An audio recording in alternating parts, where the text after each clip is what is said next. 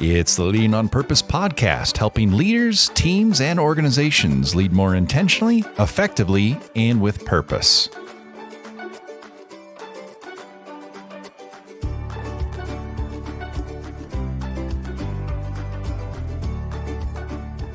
Welcome back. Doug and I are excited to continue yet again this what may seem like a long drawn out conversation related to change leadership, but there's just so much ground to cover. Our hope in today's episode is that we're able to put a bow around things and really kind of talk about that third phase we haven't covered yet in terms of the leadership and communication style that's best suited for the third phase of the change curve. And then Doug and I plan to kind of zoom out and just talk in general in terms of best practices and leadership approaches that really serve you well as a leader of change. So, Doug, ready to talk more change? Absolutely. Absolutely, John. Awesome. So maybe a couple steps back just to remind everyone where we left off. We'd spent a lot of time talking about the first two phases of the change curve. First one being endings, and the experience that individuals are having in that phase is really where that sense of loss, they're coming to terms with what's going away, what's no longer going to be the same. And so what we talked about in terms of leadership approaches or communication styles in that phase that are best suited for success, information, getting the facts out, being honest and direct with people around, here's what's coming, here's what I know, here's what I don't know. And then tomorrow we're going to need to talk again because there's going to be new information. And so the job of providing that clarity and information is really never done. You got to continue to do it because the headlines kind of change, but it's all about information. The second phase, and we describe this sometimes can feel like the pit of despair, and I think some models actually call it that.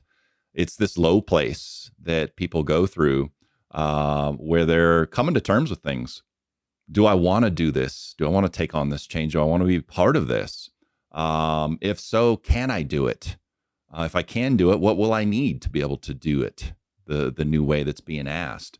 And so the communication style, i.e. leadership, that's best suited for that phase, because it's called explorations. People are kind of exploring, again, how do I feel? How do I do this? Is support and really taking the time as a leader to meet people where they are and appreciate that this is a phase they have to go through. And support also looks like what type of training and resources can I provide you to help, get you on your way. And so it can be a tough place. I would say this third phase, which is new beginnings, and this is where people are starting to gain probably some momentum around the change. They're starting to learn to do the new thing the new way.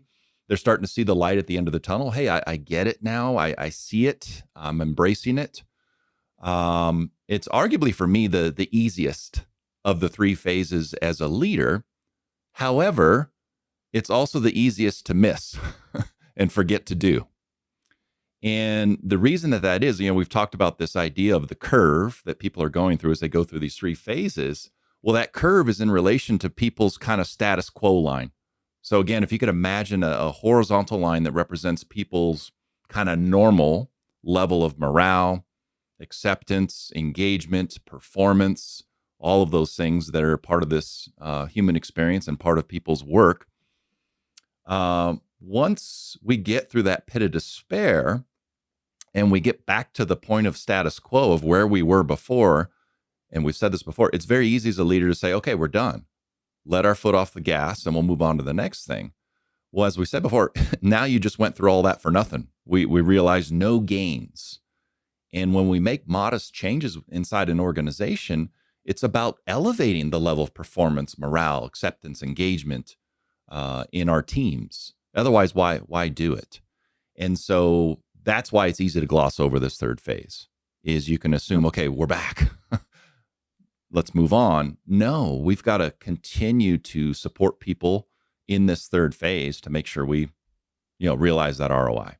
So that's a little bit around, how to maybe tee up this third phase. Doug, additional thoughts and experiences on either the temptation to gloss over this third phase as a leader or, what's happening for people as they emerge into this phase.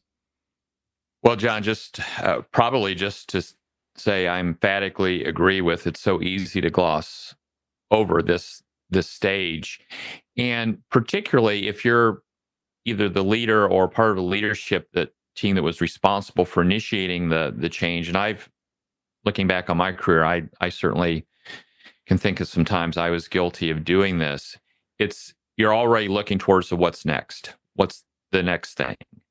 And getting involved in that and just assuming that, we've got this bit of momentum going where it's feeling like this is starting to become part of our status quo, our normal. So now let's look somewhere else. I know for me, so many times you have so many things to do that the temptation can be looking at the what's next.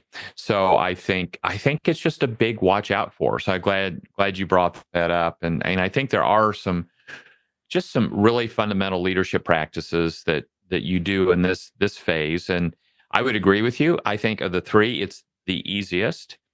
And it can also be the time of celebration, recognition. Absolutely. And, one of the things that was on my mind in terms of leadership behaviors in this stage is to celebrate even small wins. And so even in this new beginning stage where it's starting to normalize itself and returning to the status quo, it takes a hot minute to fully harvest and realize whatever the gain is that you're looking for from this change. And sometimes human nature is not to recognize the incremental progress and celebrate. That's like, if you're a parent and you have a child and they're trying to learn something new. Let's say they're pretty young and they now have a to-do list of making their bed every morning. And the expectation in this change, this new way of doing things, is your bed will be made every morning. And so there could be a temptation. They don't get their gold star, their ice cream cone, or whatever is exciting to them until they have a full week, 7 days in a row of doing that. Yeah. And so, they go 2 days, make the bed, and then third day they don't. It can be tempting to focus on what didn't happen, right? As opposed to, what, the last 3 days, 2 out of 3 days, we're living our new our new normal here. This change. So I think the same thing holds true inside organizations. And I'm not saying that you don't have an expectation of excellence or whatever it is you're trying to realize from the change, but your celebration is also just for those even smaller wins. And to me, it communicates to people you're still paying attention. And this change still has meaning. You still believe in it. You haven't moved on to something else. But anyway, this can be a fun time just to find those moments of thanking people and celebrating it when things are starting to happen as you had hoped. No, it's such an important point, and it's the pathway out of the middle phase into this third phase. What you're describing in terms of noticing and celebrating those milestones, that's how you help team members inch their way out, is celebrating those small wins, because it is so easy as a leader. And we've talked about this a little bit. I want to get more into this today. You're in a different place typically than your team is. And so as you're trying to help them transition into this third phase, it's very often the case you as the leader are already there. Your head is fully wrapped around this change. You've had a little more time with it. So you have that unfair advantage we always talk about. And so you're kind of there. You're already excited about it. You see it and you're trying to bring the team along. And to your point, Doug, it's very easy to, as a leader in this phase, await perfection to provide any praise at all. And so there's really a lesson in coaching leadership, which is, a big thing we need to have in our toolkit to support the whole change process. It's a key leadership style to make you successful in leading others through changes, coaching. But how often do we do that as leaders? We await perfection to provide any praise, when, to your point, we're inching towards it. That's what's going to help us gain momentum, if I can help you notice that. Furthermore, I think taking a couple steps back, if I can get you to identify what those milestones would be, what does progress look like to you in adopting this change? I think it really helps bring people along and move us past that status quo line fully into this third phase. So the term that's used by Pritchett in their research in terms of the communication style that's best suited for leaders in this third phase is inspiration. but it includes so many of the things we just mentioned, which is recognition, praise, those things we do to, support people's momentum. But to me, I love the word inspiration because it is absolutely human nature when we think about all three phases to communicate from where we're at and not where the other person is at. And so I know all of us, our listeners, you and I, Doug, have been in that position. Change is being announced, change is being launched, and the tone of the communication so oftentimes is so tone deaf in terms of where people in the organization are actually at. Well, it's this reality that we've talked about. Human nature is to communicate from where we're at, not the audience. And so if we're already excited about it, we already wrapped our head around it, we're in that third phase and we're speaking from a place of inspiration, and people are somewhere else in this change curve, that's where communication can fall flat. Now, what we're not suggesting is that you should hide your emotions in terms of how you feel about the change. If you're excited about it, don't hide from that. If you're worried about it, don't hide from that. There's an appropriate way to share all that with the team.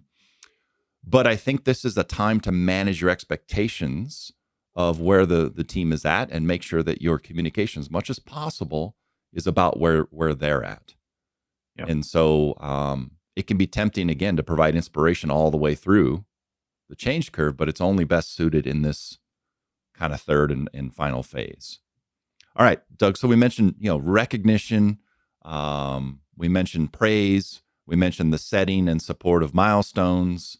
What else comes to mind as we think about this idea of inspiring people and taking things far beyond that status quo line in terms of productivity and morale? What else has been true for you in your experiences that's helpful in this inspirational phase? Yeah. So it's in some change initiatives, it's easier to do this than others, what I'm going to suggest. But I also think being able to talk about the impact of the change in quantifiable type of ways. And so hopefully when the idea of whatever this change initiative is, it was to address some maybe improvement on a situation. And there's all kinds of things that we can improve inside organizations, but typically there are metrics that are attached to those. Yes. So one of the things that can be really helpful in this stage from a leadership style, in terms of not only how you're communicating, but what it is you're communicating. So I've seen organizations, and I've been involved in some of these, that they have a scoreboard, if you will, that's published in a number of different ways. Sometimes they're real-time scoreboards. I mean, operators can look out there and see how are we moving the needle, this week or this month or whatever it is. And so that's one of the other things to, I think, integrate into this. It's not the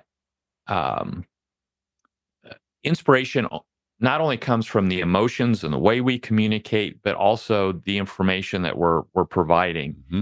And so it's just to make sure leaders are circling back, say, now, why did we do this in the first place? What were we hoping to improve?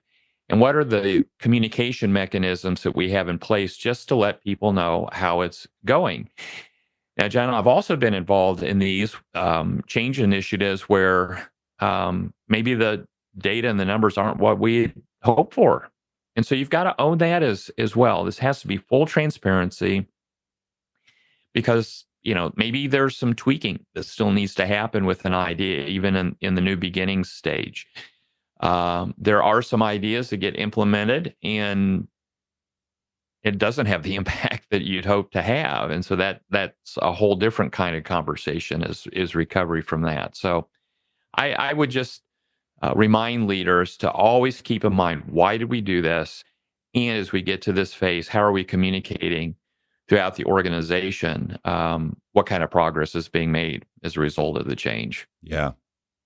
Yeah, another thing that I think about, a couple times through this series of change conversations you and I have had, we're really kind of comparing and contrasting the process side of change versus the people side of change. On the process side, in this phase, it can be tempting to, again, okay, we're done, move on to the next thing, because there's plenty of other changes happening simultaneously, concurrently within organizations. There's always a next thing to move on to.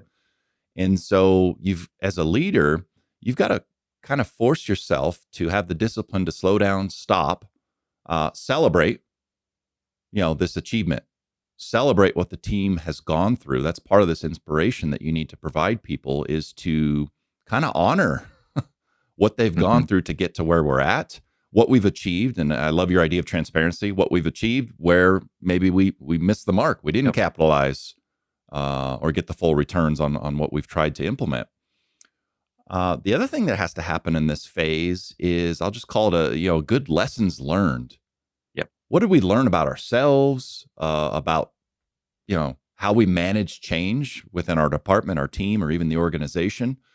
From a project management sense and a process side, good discipline to have to stop and do sometimes what's called a post-mortem. How did it go? What did we learn? Let's do an autopsy on the whole change process.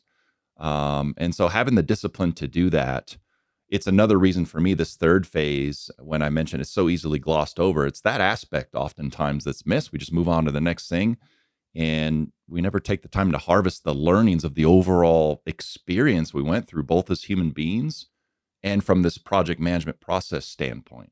And so we got to harvest all that, because that's how we really learn and become better at this whole thing of, deciding on implementing and adopting change. You want your organization to improve its capabilities in that area. And you want your people building their capacity to be able to handle change through these, I'll just call them opportunities that you have as change sets in. And it's another way for us, on the receiving end of this, not just as leaders, but to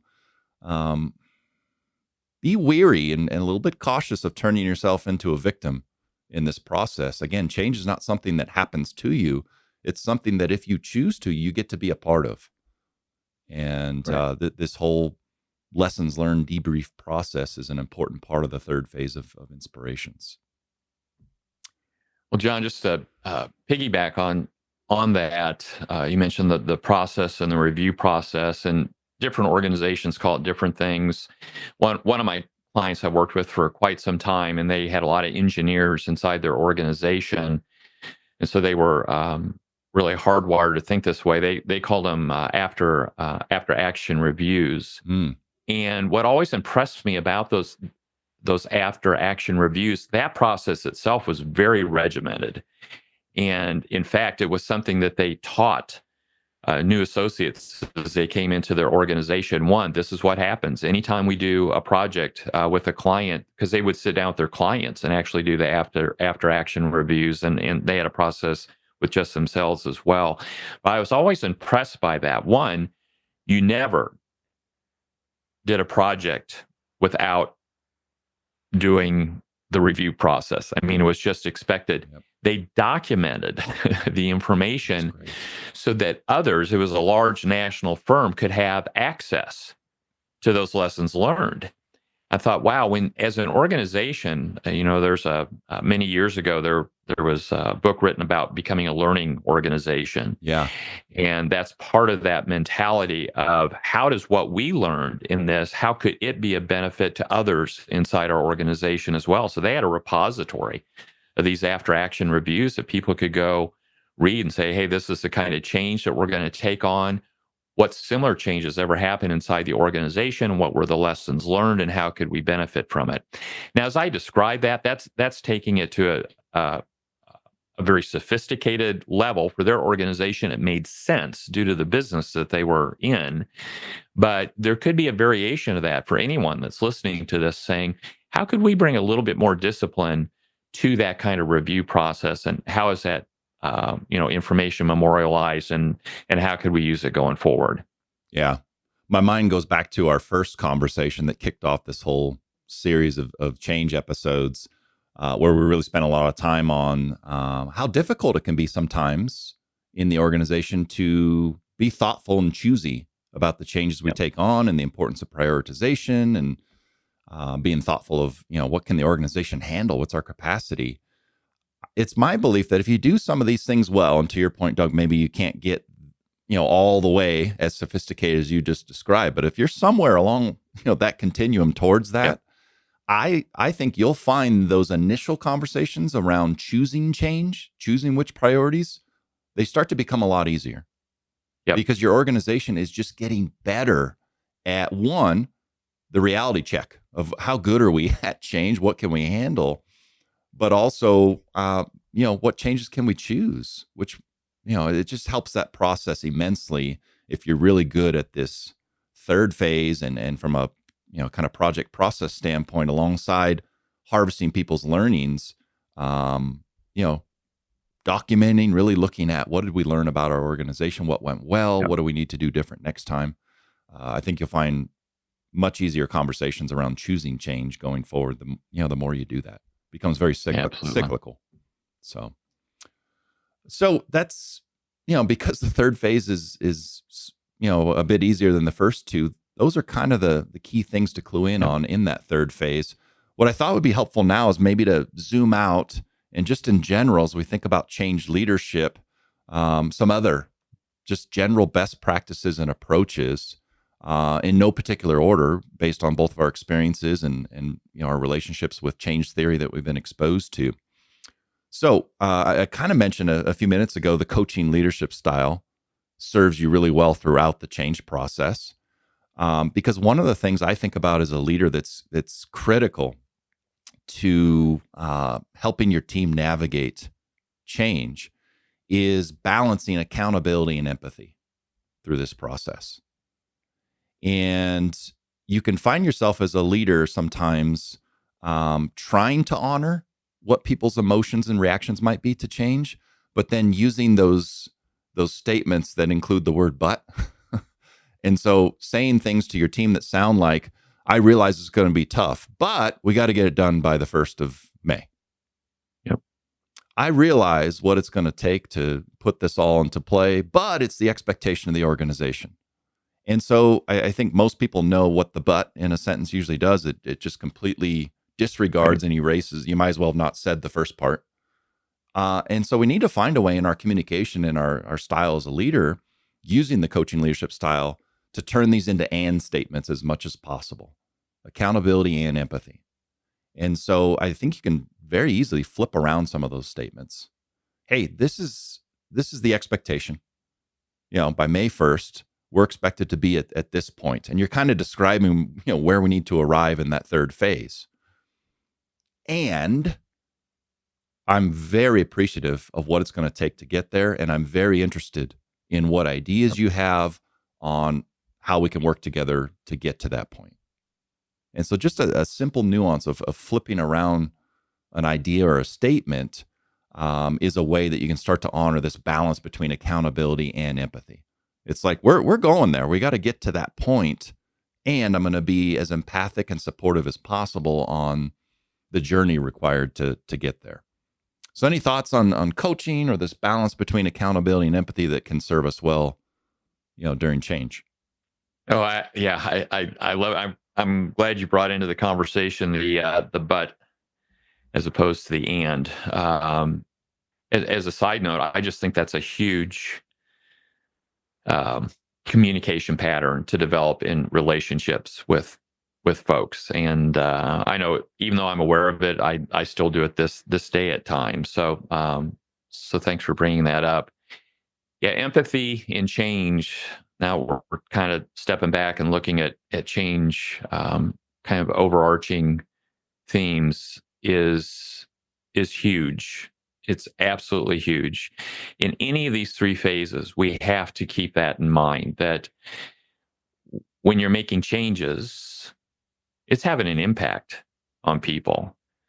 We're living in times right now where that is front and center Yeah. in the national headlines. Yep. And again, as we've talked before, this is not a political conversation, but it's just a noticing of events that are going on right now. And I think some of the criticism that's out there is a lot of change being introduced very quickly on a national basis. But I think some of the pushback of what we're hearing now is that lack of apparent empathy in the impact that it has on folks. So um, I think it's just really critical. John, the other thing that I was thinking about, just kind of global themes with change, is for leaders to develop the mindset that change is the norm. Yes. And so I think organizations thrive. And I suppose there's some organizations out there that they're not experiencing a lot of change. It's hard to pick those out anymore. I mean, just Yeah. the competitive landscape, just the world that we live in. I think they're fewer and far between where the status quo, year after year after year is going to serve you well. Even small mom and pop organizations that operate that way are just they typically aren't successful. And so I think the reason that's important is, if you picture a leader coming into a meeting and they're wringing his or her hands, they're like, oh my gosh, this is, as opposed to embracing, here is the next, I'm going to go over the top here with my language. Here's this next wonderful change that we get to implement. And so that you're doing change well inside your organization when change is announced, that there's a sense of anticipation and excitement because you've had such a strong track record, doing it in the past, and that people have a full realization that change is absolutely necessary in order for us not just to thrive, but to survive.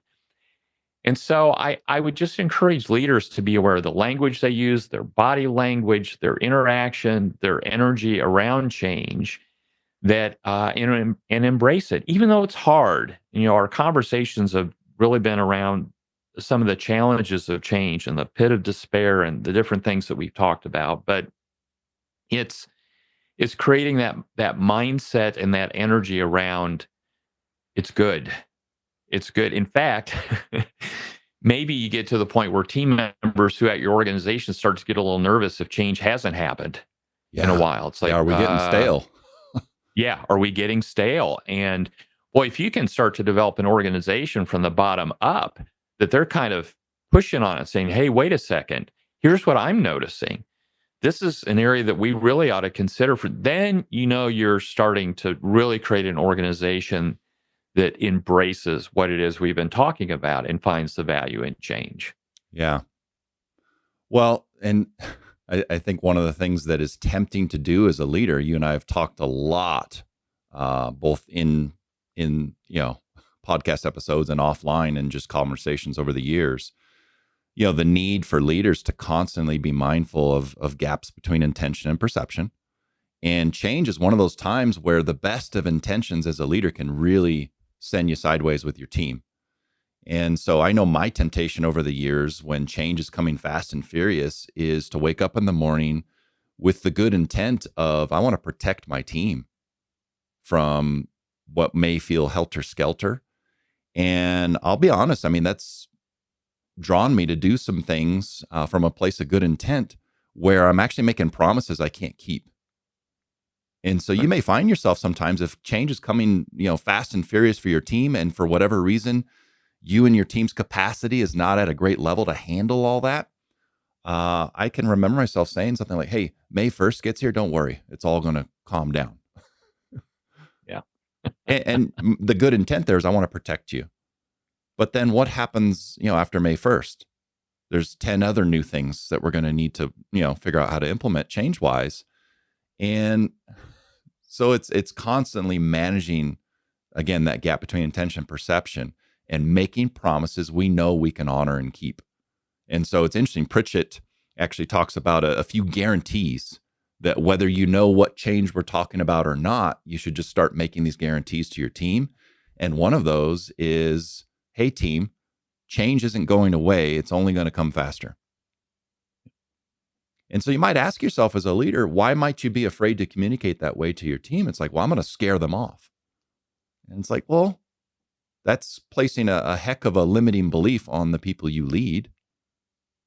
I think if you make a promise you can keep by saying something to them like that, hey, this is going to move fast, and I want to work with you on building our capacity as a team to be able to handle this fast and furious, pace of changes coming at us. But I'm here to promise you, I don't even know what the next changes might be, but they're coming. And we got to be ready for those. And what your team will appreciate is just the honesty in that, and probably the opportunity for them to be involved with solutioning for that and being part of the plan to build capacity to be able to handle that. So something to be mindful of here when you think about the coaching leadership style. I think in a moment it'd be helpful to talk about visionary leadership, its role in change leadership, but certainly again being very mindful. What am I tempted to do that might not actually serve me well with my team? And so it's a big aspect of effective change leadership. Promises I can keep. Being mindful. I intend this, but how's that actually going to land on people?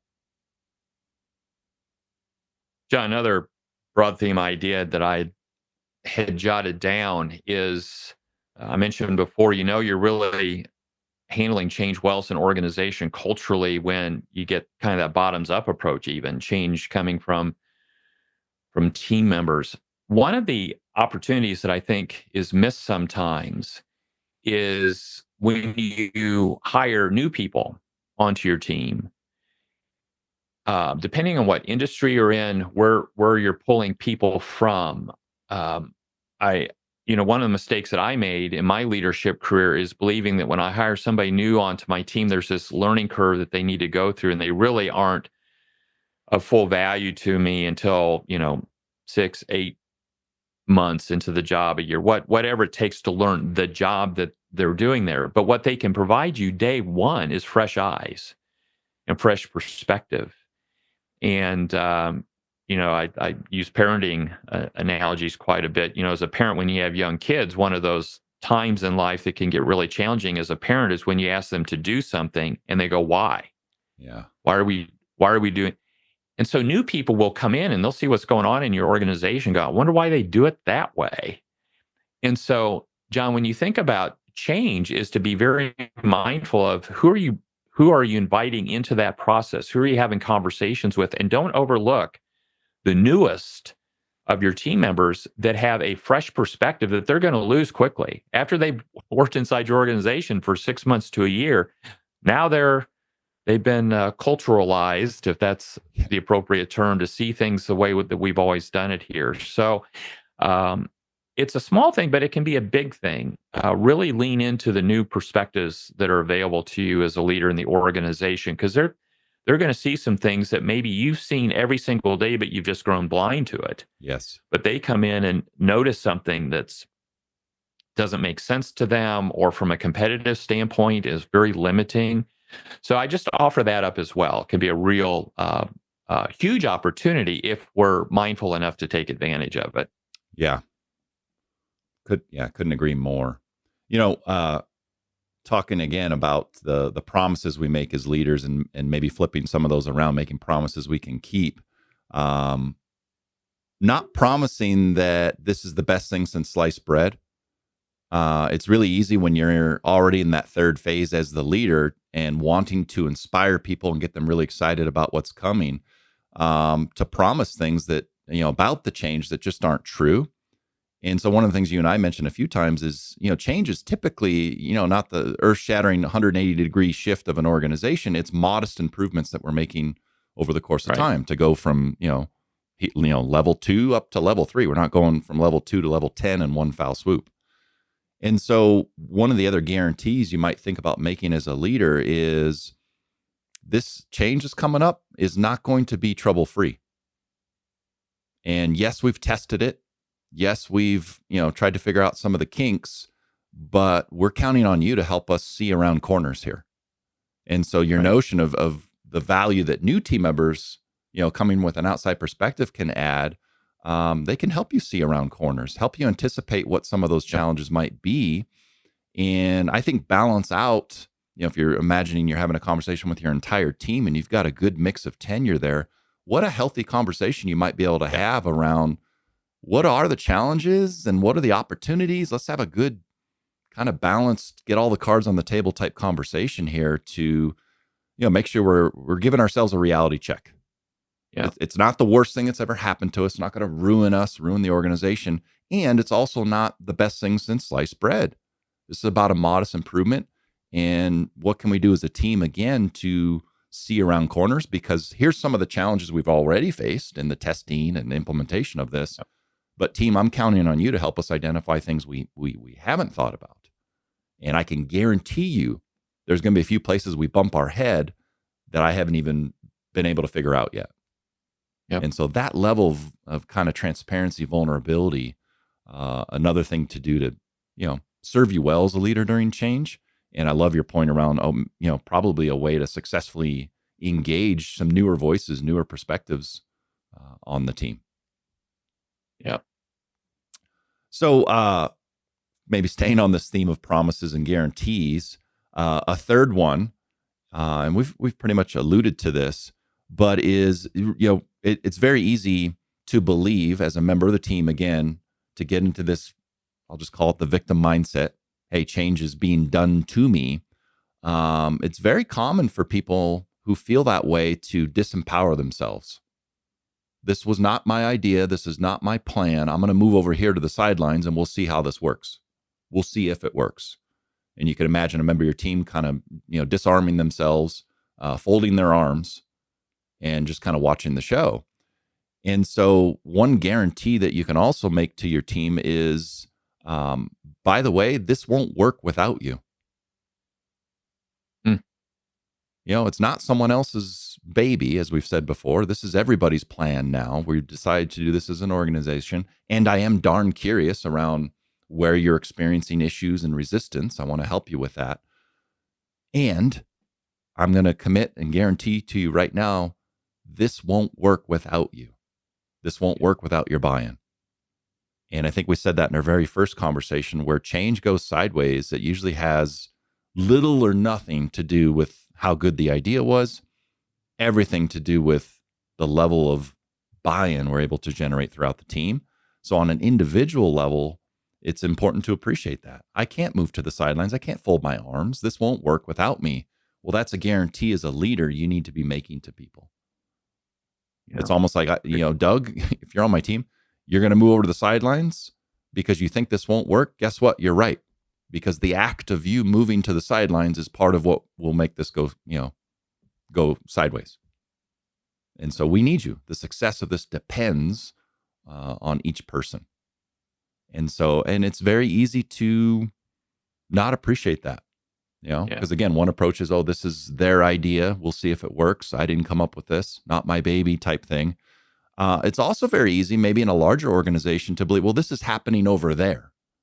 This doesn't impact me. I can get up in the morning, keep doing my job like I've always done. And it's like, well, no, I probably need to be asking some questions around, hey, is there anything I could be thinking about before this gets, this permeates the rest of the organization? And so getting activated on that would require my leader reminding me, hey, we need you. Even if we haven't figured it out yet, the success of this will depend on you.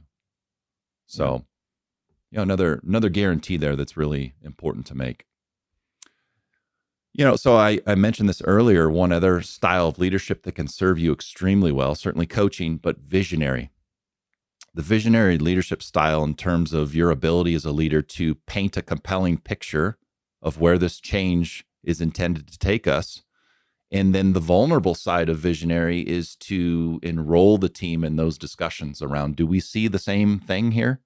Let me get your reaction to the place I believe this change will take us. What ideas do you have on what will get us there? That enrollment, again, of the team in help authoring where this is headed can be critical. And so that's one version of visionary leadership. The other one that kind of comes to mind that I've seen serve leaders well in the change leadership process, if you will, is the power of storytelling. I think it can be so effective. And I know you're a big fan of storytelling. You and I have done some work over the years trying to help leaders think about, consider, and maybe even become better storytellers. I'll just say honestly, I think you're a fantastic storyteller, and it serves you well. And so in a change sense, I think one of the things I appreciate most about storytelling when I've been on the receiving end during times of heavy change is I feel like storytelling done well, it provides the person an opportunity to make up their mind for themselves. They're not being commanded or directed to think a certain way. A story can be a way to share a perspective for someone to consider. Yep. And consider it in a very compelling way. But ultimately, I always feel like when it's done well, I'm left to still kind of make my own decisions about how I feel about things. Thoughts from you, Doug, on storytelling and its impact on change leadership? Well, it is huge. I would agree with that. And when leaders share stories, and let's just keep it within the context of a change going inside an organization, stories tend to be about not only the experience somebody had, but the impact that it had on them. It touches people at a deeper level. And I think, John, what's so powerful about storytelling is not just the story that the individual is sharing with others, but the relatability that people have to that story. So when I hear somebody's story, it's their own unique journey in life. Now, every once in a while, you'll hear a story and go, oh my gosh, I've lived that almost exactly. But more times than not, I think what good storytelling does is it stirs something up inside of people to say, how do I connect to that? And what impact did it have on me? And so, as you're talking about that, it's like I've heard leaders talk about an experience that they've had, say, from a consumer standpoint, of just how great the experience was. And, you could tick off the list of organizations that are so well known for the customer experience and the impact that that has on them. Now, leaders will tell a story about that kind of experience that's not even close to being in the same industry that they're in. But the intent of the story is for people to think about, yeah, when I've been treated as a customer this way, when I've had this kind of impact or received this kind of support or help, or whatever is involved in that story, it can naturally lead them to say, how do we create those kind of experiences for the customers that we serve? What can we do to turn our customers into these apostles, if you will, that are out there talking about our organization in such glowing terms, and the pride that comes with being affiliated with an organization that does that. And so, I think sometimes when people think about sharing stories, they're fairly limited in what they think they can share in terms of the story. So if I'm initiating some kind of change inside my organization, it's like, let's see, 10 years ago, I did something kind of like this change. I'll tell the story of that. Is think broader and deeper about your experiences and the stories that can come from that and how that's going to connect and inspire folks. And then once you do that, then it gives you this really cool platform to be able to tie in. And this change that we're talking about here is intended to help us realize that kind of impact for our customers, or that kind of emotional, or whatever is involved in the change. So it's I as you said before, you and I are big fans of storytelling and the impact it has. And by the way, when you say visionary leadership in doing this, also know that this isn't just reserved for the CEOs of the world. Right. This is for any leader inside an organization that just needs to connect with people and motivate and inspire folks. And so this isn't just for the C-suite folks. This is for anybody it's from where they sit in the organization, is trying to inspire and get people going in a certain direction. So it's, John, maybe that's another topic for Could another be. Yeah. day, is for one of our conversations, is the power of storytelling. Because when it's done well, I think it's one of the most impactful tools a leader can have in his or her toolbox, for sure. Yeah. Probably a final benefit that comes to mind that I think applies really well to effective change leadership is when a leader is good at telling stories, it can really humanize them, because there's an element of vulnerability that typically shows up in a good story, because it's something that you experienced, how it affected you. Because when you're trying to manage change with your team and lead them through this very human experience, again, we've used this term before, but you can find yourself kind of selling change. And to your team, sometimes I've had experiences where it can appear robotic. It's like, do you have feelings? Do you not care about how this happened? Does this not affect you? Well, storytelling can be a powerful way to break through all that and provide direct evidence to your team. No, this is affecting this person. They are human. They are appreciative of the emotions that are potentially tied to what we're trying to take on here. So, yeah, Yes. big fan of storytelling, and I think you're right. Could be fodder for a whole other conversation. So other communication, and we're just kind of popcorn jumping around here at a broad level. Other communication techniques as a leader that can be effective. Another thing that comes to mind is we've mentioned resistance as a very natural part of the change process. And I think the first thing you have to manage within yourself as a leader when you're communicating to your team is noticing the reaction you're getting from people as you share things about the change. Well, I don't know about our listeners, but I know for me, it's very easy to have a visceral reaction when I share something, a change that I'm excited about, and the reaction I get is pushback, resistance. It can kind of take the wind out of your sails. And try as I might, know as much as I do about change leadership, it's so easy to have that kind of let down or visceral reaction as a leader when you encounter that pushback from the team. And so I want to get into a little bit here for a few minutes, the different types of resistance and maybe how to handle those. But first of all, we just have to appreciate as leaders, resistance is such a natural part of change. It's going to happen. And in fact, you ought to be concerned as a leader if you don't encounter resistance. Yep.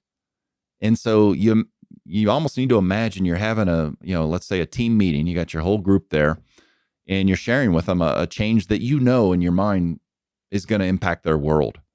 So I want you to imagine you're announcing that change, and instead of resistance, what you get is no reaction. Literally Right. crickets. No one says anything. I don't know about you. I'd be deeply concerned about my team's level of engagement in the work in general. And so you almost need to embrace change. And this is a way for me over the years has been healthy to get over the potential visceral reaction to resistance, is to see resistance as a powerful gauge of engagement. And in fact, the more that someone pushes back, the more that it could be strong evidence of engagement. Because at its core, you have to ask yourself, well, why would someone push back? Why would someone dig their heels in and say, no, I don't want to do this? Well, at the very core of it, it's because they care. I care about the way it was done before. Right. I care about, what my understanding was of the way the job and the work was before this change.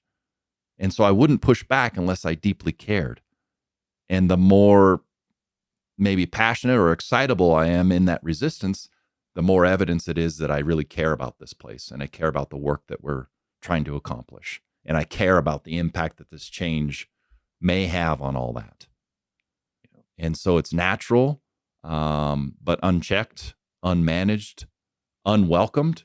If you shut it down and you don't make it okay to, resist, it can be lethal to your team and honestly lethal to an organization. And so the resistance piece at a top level, really important aspect of change to embrace. So before we get into the levels, Doug, I want to hear. Yeah, I agree with you. It would be highly alarming and concerning if a leader isn't getting some degree of resistance. Now, my experience has been high functioning teams where there's high levels of trust. You're going to get the pushback and the resistance. But if that's not where your team is, then sometimes you need to think about ways to get that conversation started in a way that gives people permission. And I haven't thought about this in forever. It's a technique that I used in an organization where I was hired as part of the senior leadership team in an organization. They never hired an outsider to be in the position that I was in this organization. So already I knew I was coming in with some hesitation and reservation on the parts of individuals on my team, because they're like, who is this guy who's never worked in this industry to come in and be able to help us do anything better? And so the idea I came up with actually worked out pretty well. I was aware of some pretty significant changes that we're going to have in our business model. And so the task that I gave them is, and I think it was like a half a day meeting, and we came in, and I caught them by surprise. I named our primary competitor in this industry. I said, you are now our primary competitor, and your task over the next, I gave them, I think, 90 minutes, is I want you to come up with ways to put the company we actually work for out of business. Oh, wow. And that's all I told them. I said, I'm going to leave, talk amongst yourselves, and then I'm going to come in, and your deliverable for me is for you to tell me, as our primary competitor, how you're going to put us out of business. And I purposely left the room because I didn't want my presence to have any kind of impact. And John, I will never forget, I came in, there were flip chart pages all over the wall and just pictures of things, and just a palpable higher level of energy in the room. And they found that exercise to be absolutely fascinating because it gave them a way to criticize the organization in a non-threatening way. That's fantastic. If that makes it all sense. And what stemmed from that, and to this day, I can still even remember some of the specifics, some of the ways they thought that we were vulnerable as an organization, if they worked for the competitor, what they would do to attack those vulnerabilities had to do with the changes that I knew we were about to introduce as an organization. And so what happened is my role wasn't to have the expertise and the knowledge to tell them what to do. They were the experts on the business. I just arrived, and I would never be at their level of expertise, but to help facilitate their own discovery and ways to express our vulnerabilities. And it's not to say that the changes that we put in place went flawlessly and there weren't some issues, but I think for at least the organization that I was responsible for, just that very exercise just created the space for them to consider changes that maybe they wouldn't have considered before, or at least as readily considered.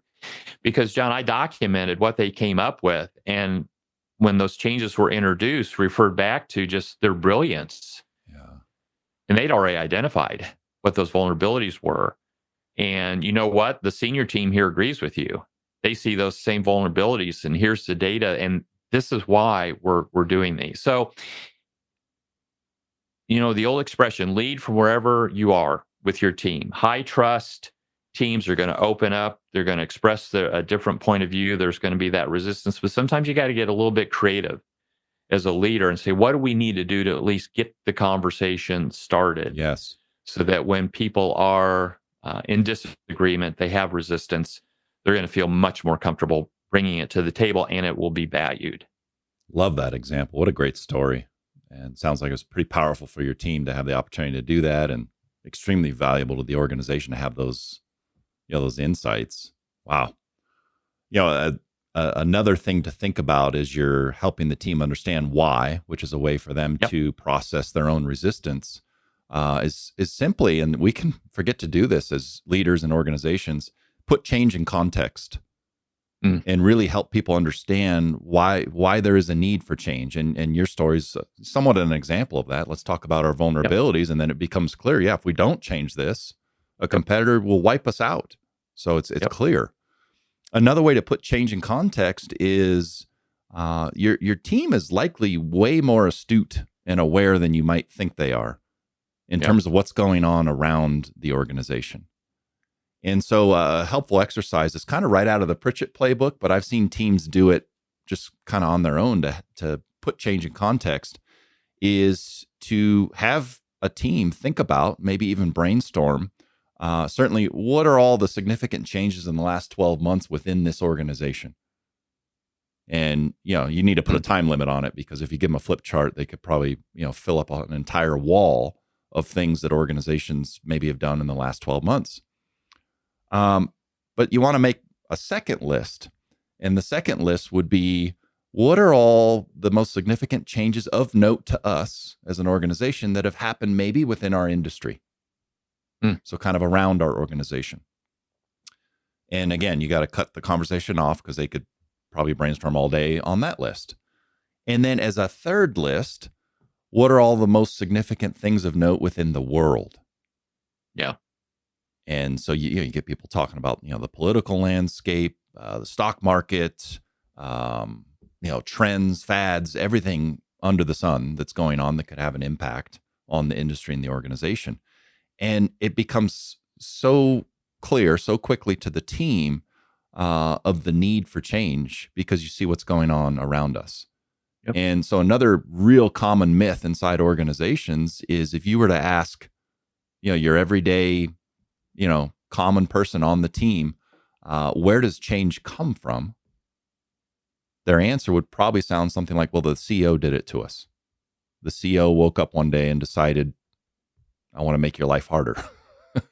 And so what an exercise like yours or like this idea of brainstorming industry, world, and inside organization can do is help people understand there are forces at play that we have zero control over, zero influence over, that we are forced to come to terms with.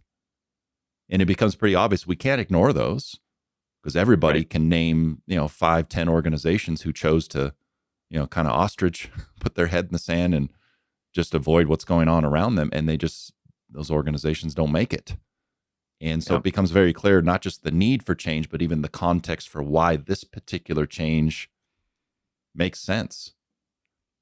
And the other thing that becomes clear, you brainstorm what's going on around us.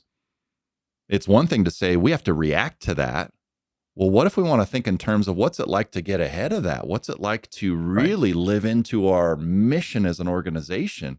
Where our mission as an organization is not to be in reactionary mode to the forces around us. We want to be a force for change ourselves. And so it helps members of the team who are experiencing resistance understand where is this change coming from, which can be critical in their path to acceptance.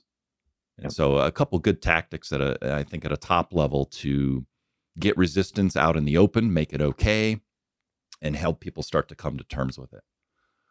Now, the other thing that can be very helpful or instructive about resistance, one, we said it's a great sign of people's passion and engagement in their work and in the organization. Resistance, in terms of what flavor of resistance am I getting from people, can also be very instructive in terms of where people might be in the 3 stages of the change curve. And so really at a top level, what the research would tell you is pushback or resistance is usually coming from one of 4 places. And so at a very simple base layer, people will push back because they don't know. I don't know. I'm pushing back because I'm not sure. What are we doing? When's this start? I have a lot of questions. Well, so you might ask yourself, based on what we've talked about so far in prior episodes, what clues would that provide you in terms of where they're at in the change curve? Well, they're probably in the first phase. They don't have enough information yet. They're still in endings. They're still coming to terms with what's going away, what's starting. And so information is the best thing that can solve for that particular level of resistance. And as I list these off for our listeners, the higher we go up, the deeper into the list, the more acute and problematic it gets. Okay, I need information. That's pretty easy. Let me get you the facts. Let me get you everything I know. Next level up is I can't do it. And that's typically evidence of someone who's struggling in that middle phase. They're in that potential pit of despair. They're really stuck in the mud in terms of their understanding of how they could take on this change. And so I can't do it is solved by support and potentially development, training, and resources. Sometimes it's a calibration on expectations too, because people can very easily lead themselves to believe for one reason or another, I don't think I can do this. And so simply a conversation around your beliefs in them. I think you can. Here's what I've seen from you that's evidence that I think we can overcome this. And here's some of the training and resources I think we can provide you. Helpful ways to get people over that second level of resistance, which is, I can't do it. All right, so we'll go up one more rung here. There's 4 total. The third one, starting to get more problematic. I don't care is a reason that people will push back. And what you have to ask yourself in those circumstances are, what am I doing to help manage their priorities, to ultimately hold them accountable to this particular change? Because I don't care usually emanates from, I don't think I need to do anything about this change. I think this is happening over there. I can continue doing my job like I've always done. And so earlier when we talked about that guarantee you can make to people, hey, I guarantee you this isn't going to work without your support, without your effort. This is part of what's feeding into this kind of third level of resistance. I don't care. And so the solution here is to make sure people feel held accountable to this and they really are appreciative and understanding of their role in its success. And so let me describe a quick example of how this gets undermined in organizations.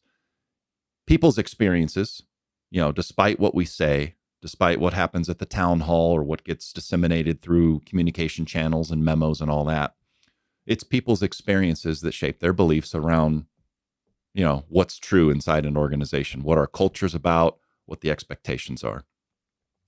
And so if people's experience has been, we keep having these quarterly meetings where we announce 4 or 5 new changes that are coming and we're asked to get excited about it. But our experience has been consistently over years and years that when we get back to our desks from that town hall or that team meeting where we talk about the 4 or 5 new changes, that our original list of priorities have not changed. And in fact, my performance review, let's say, has never included any of the changes. It's only been the same 10 things I'm being held accountable to. It's almost as if by way of our systems and processes, we're telling people not to adopt the change. And so it's just a quick example of how easily this third level of resistance comes into play, is if people's experience is you don't actually put any oomph behind your ask. You want me to just take on this extra thing and take it at, face value, get excited about it just because. But if at the end of the day, you're not really holding me accountable to it, we haven't really had conversations around how this should fit into my priorities, maybe even which priorities should come off to, take their place. No wonder I don't care about it. You've basically told me not to by way of my experience. And so just one example, but Doug, reactions to that or other examples of how you see people arriving at this third tier of resistance? I don't really care to do it. Well, it's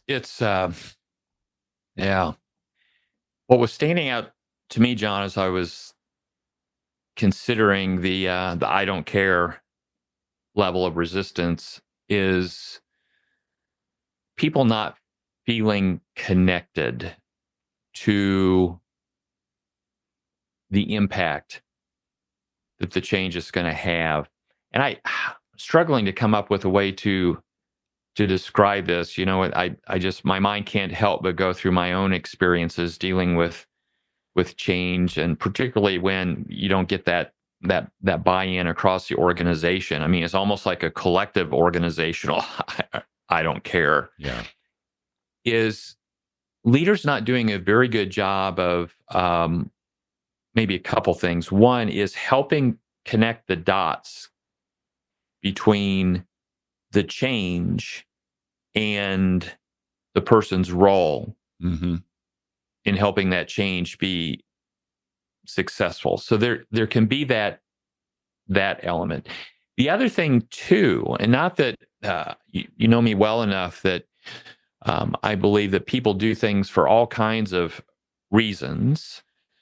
I think a component of it, and varies by individual, is just even incentives and rewards for helping make something happen. Yeah.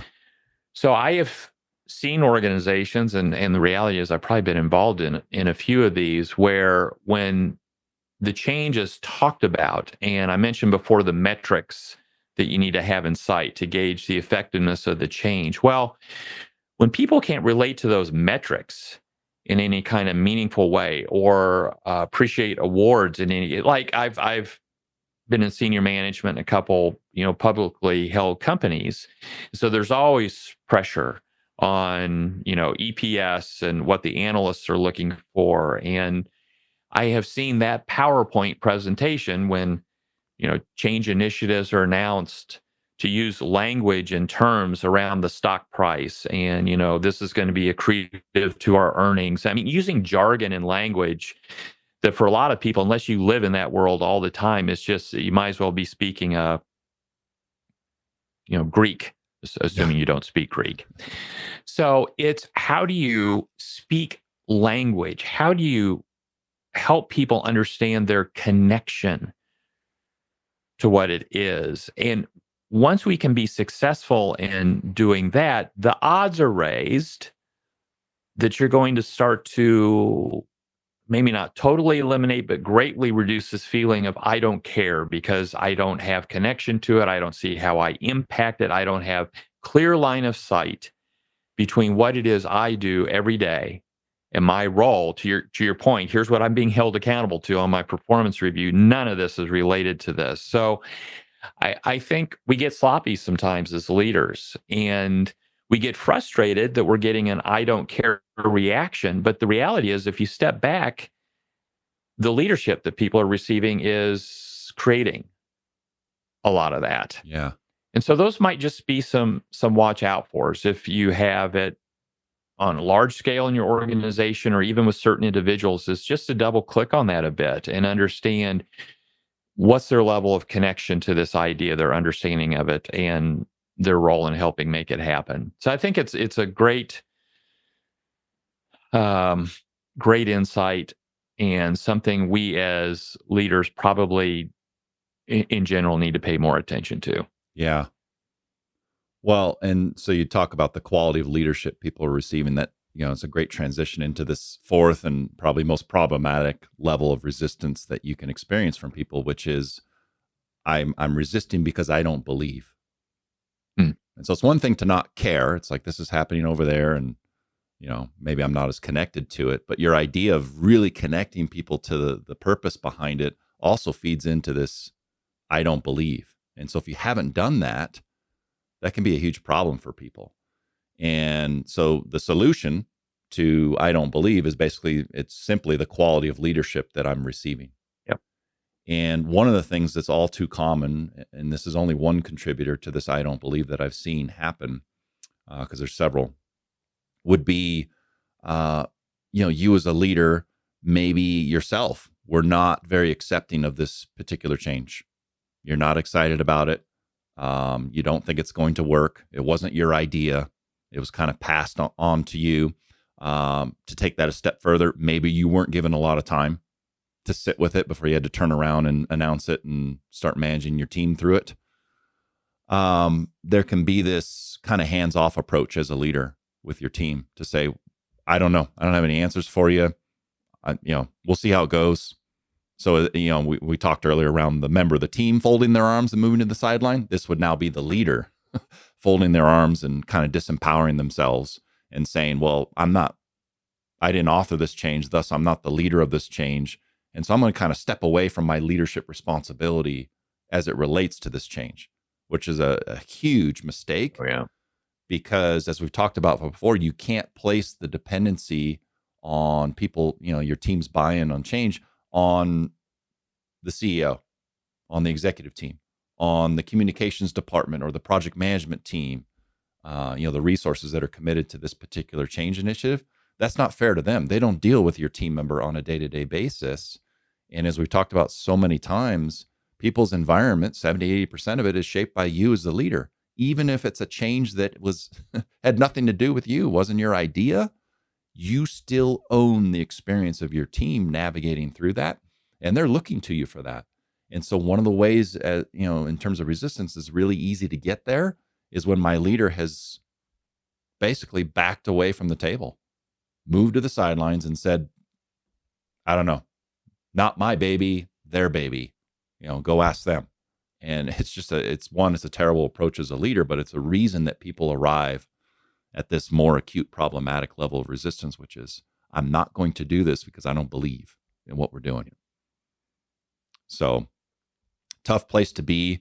I think some of the answers to that are in your example that can serve I don't care and I don't believe, which is to connect people to it. But some other things that come to mind as you think about this top most problematic level, I don't believe in what we're doing.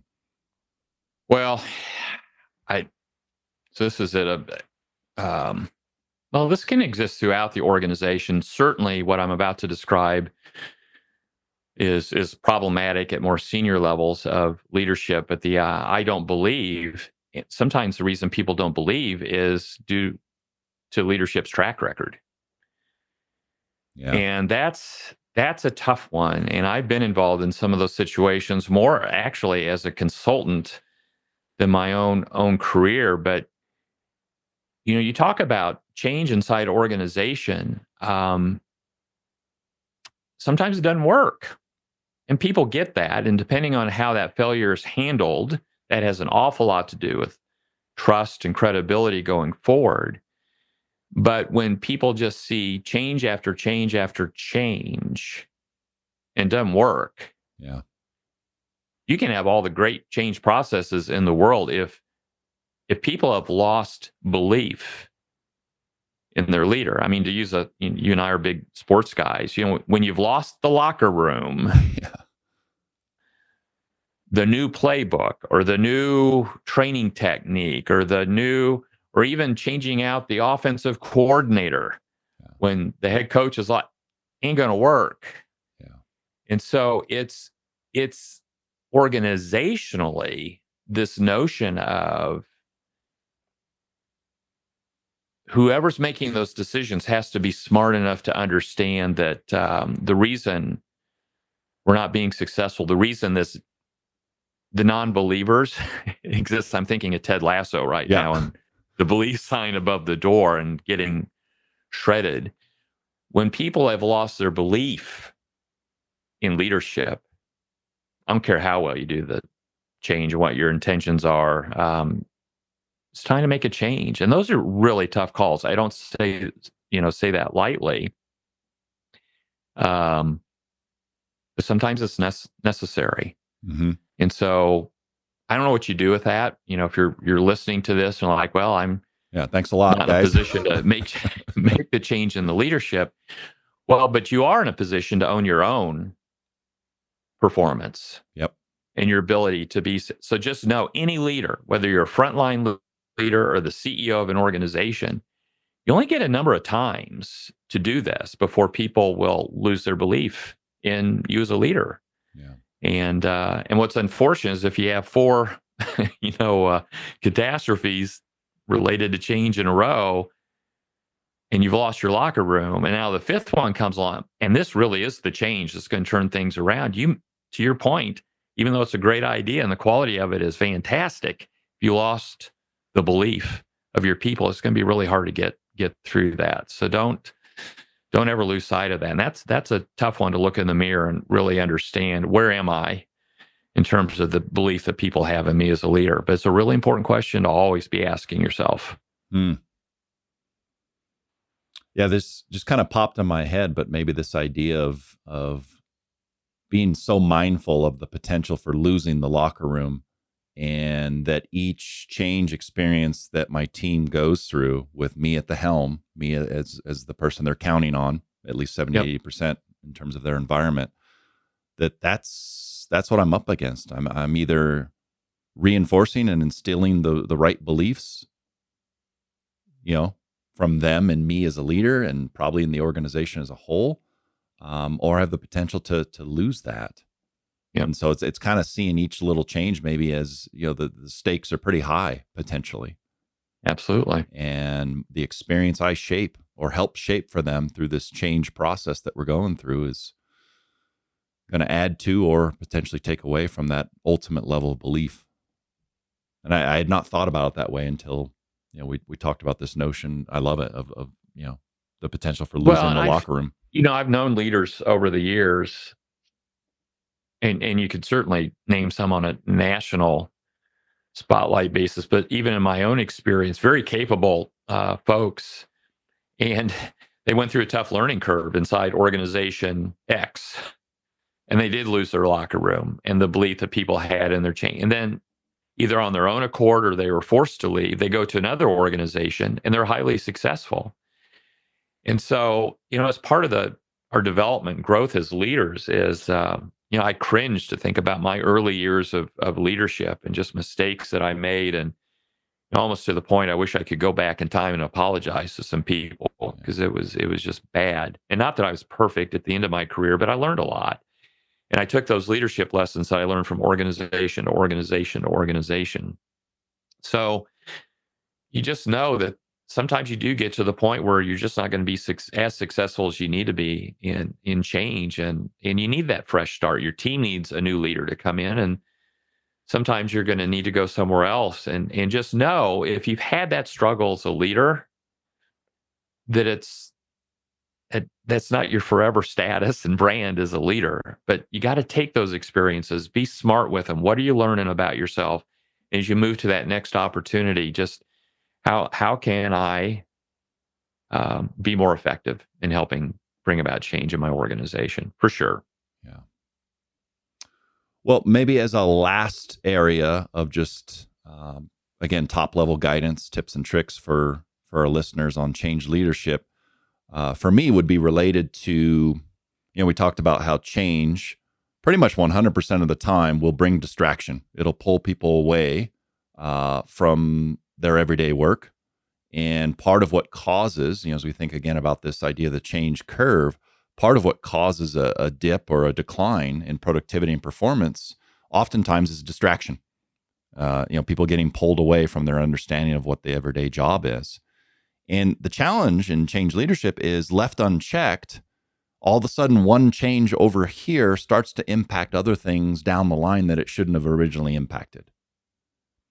And so there's a need for you as a leader to maintain focus, keep the team, pointed in the right direction, keep them focused on the things that they're doing that contribute to the overall mission of the organization. And so even in that informational phase of endings, letting people know, here's what's going away, here's what hasn't changed at all that needs to remain a priority. Talking about those things can be arguably as important as anything else, because there can be this just stall out reaction that people have. Okay, wait, stop, pump the brakes.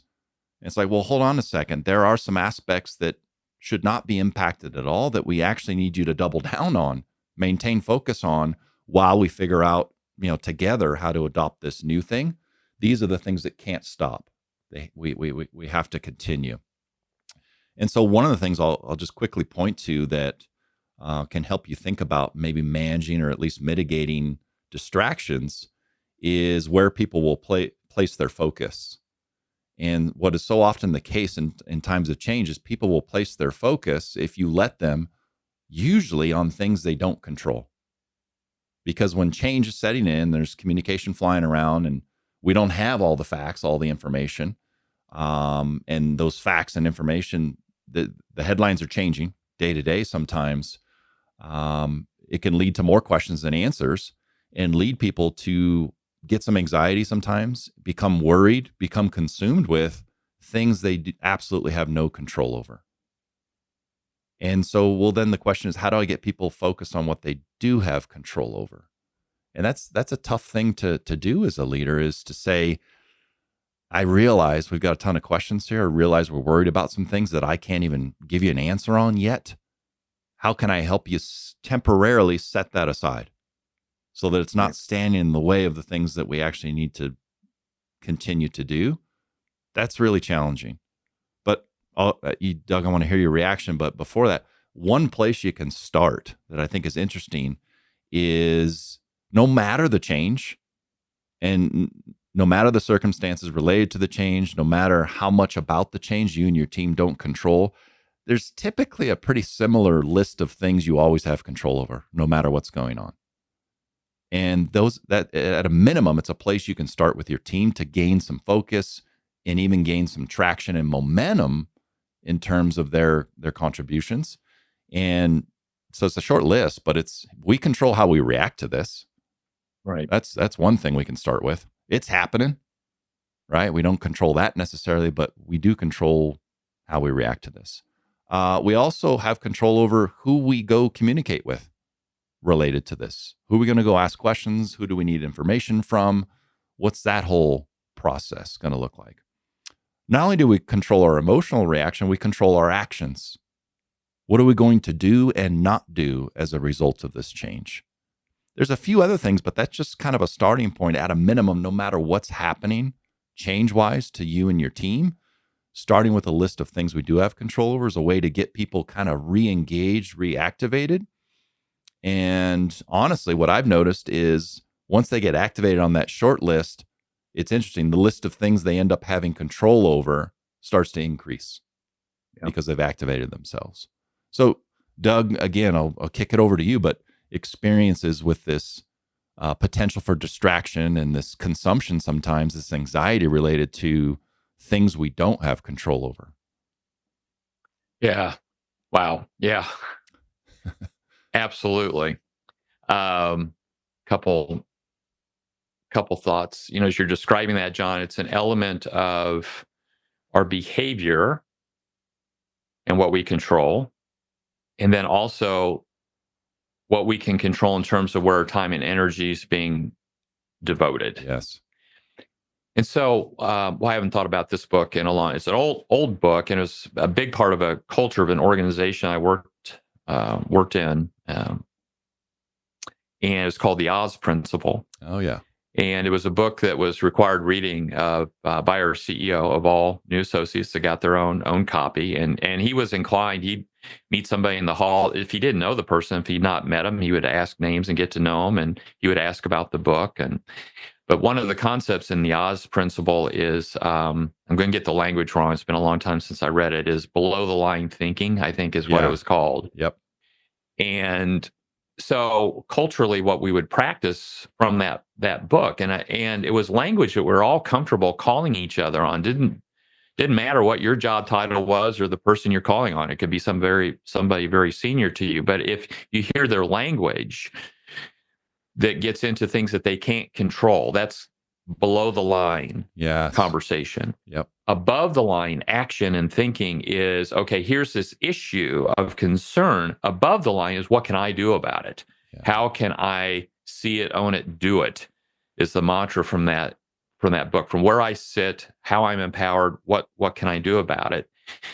And so we'd be in meetings and somebody would start talking and a colleague would turn to him and say, "Hey, John, sounds like you slipped below the line."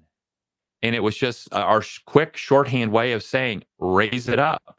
Now, I think personally, it can be healthy to allow people a little bit of below the line time just to vent a little blow out the lines. And, yeah. But you can't live there. No. Individually or collectively as an organization, you just can't live there. Then the other part of control is, again, this notion of kind of piloting on. Here's the change, and we're just going to pile it on top of everything else that you have to do. This was pretty early in my career. I was getting really burned out in my job and frankly, the organization, and my resume was out on the street. This was back in the day where you actually printed resumes and put them out on the street. You didn't do it, online. Let's pause for a second. Allow the shock and awe to set in. Yeah, I know. There were days like that. So I had a mentor inside the organization I trusted, and he was big in my life at the time, and he knew what my frustration was. It's just like I was working longer and longer hours. I was a single guy working weekends, and we had a lot going on. And he finally said, you could have the courageous conversation with your boss. Just simply lay out on the table, here's everything I've been asked to do, my best guesstimate of the time that it takes. I'm working X number of hours a week. I'm willing to work X number lower. Yeah. I am struggling to understand how to do this. If you were sitting in my shoes, how would you make this work? So it wasn't this combative approach of this is impossible.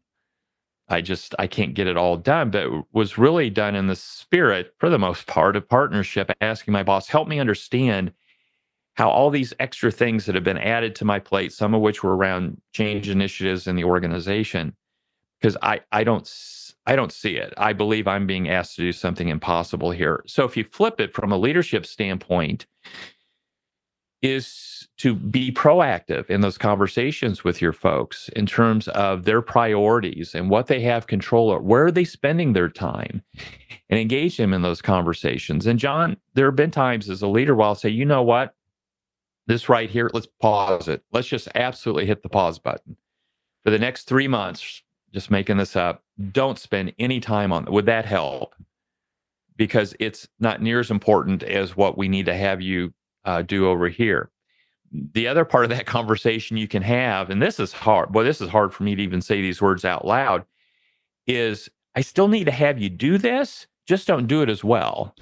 Meaning, yes, yeah, we don't need to be best in class at that anymore. Yeah, no longer best in class. Just get it to an acceptable level. So how much difficult. time would that free you? And again, it's irritating to even hear those words come out of my mouth. That's just not how I'm hardwired. But so that can help with this control thing. Is one, the mindset and language people are using, how much they're allowing themselves to slip below the line and just continue to harp and talk about things that are non-productive conversations. And then also just their physical time and energy and effort. Partner with them to understand you control every minute of the day. Right? You may not realize that, but you do, which means, by the way, if I invite you to a meeting and you don't see any value in being there, you are empowered to say, well, I could come to that hour-long meeting, or I could spend an hour on this thing over here related to this change initiative.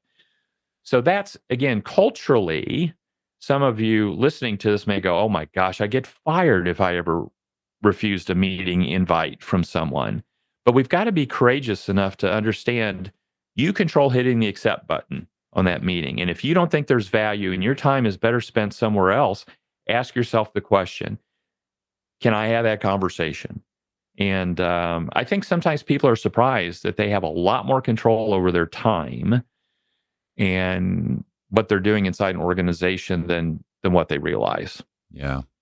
Yep. Now, I'm a big fan of what you're describing in terms of partnering with your boss on those priorities. And, another version of that I personally had success with, similar to you later in my career, wasn't good at this at the beginning, tried to accomplish everything, ended up working tireless, 70, 80 hours in some cases. But later in my career, appreciating, if I can go engage my boss and partner with them to have them help me understand how this is all going to fit, that can be really powerful, as you describe. Another version of that I had success with is, let me come to you with some options, and then you choose one. And it's kind of like, okay, boss, I have A, B, C, and D on the platter right now.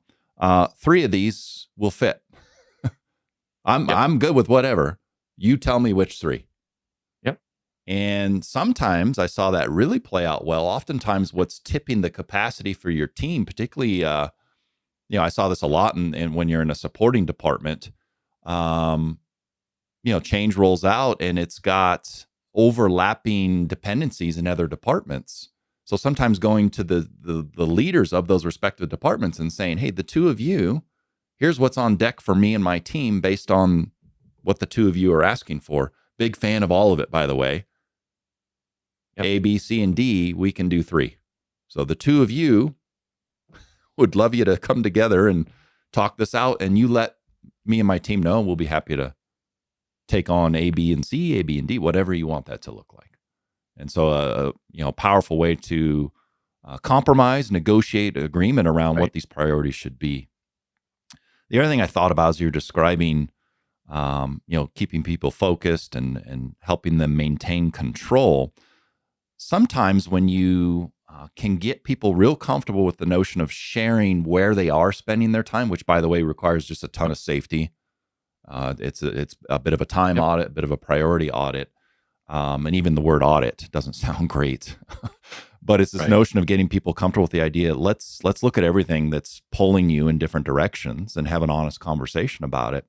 What you will find oftentimes is you'll find tasks and projects continuing that maybe shouldn't be.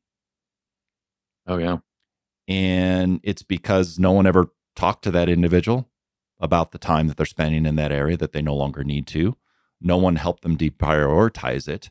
The other reason that person might be continuing to be committed to it is when they think about their own level of control versus lack of control. It's like, well, this thing over here, this is a slam dunk for me. I'm going to continue doing it because it's something that I believe in, something I think adds value to the organization. No one's ever talked to me otherwise about it, so I'm going to continue doing that.